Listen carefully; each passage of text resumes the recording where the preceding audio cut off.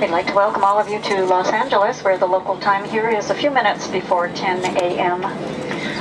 One final request, please remain seated with seatbelts fastened. Please keep all of your carry-on items stowed and all of the aisles clear as we taxi to our gate. Once we are safely parked, the captain will turn off the fasten seatbelt sign, and that's your signal. It's safe to be out of your seats, and you may start collecting personal items. Please use caution when you open overhead bins. Some of those bins are pretty packed, and items will have shifted during flight.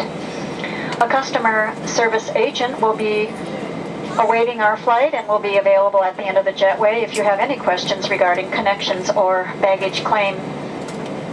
If cell phones are available at your seat, you may use them at this time. And from all of us at Frontier, your crew, especially Lola and Max, our mountain lion with cub on the tail of our aircraft, thank you all for choosing Frontier for your travel plans. We do appreciate your business. We certainly hope to see you again and often on Frontier Airlines, a whole different animal. Welcome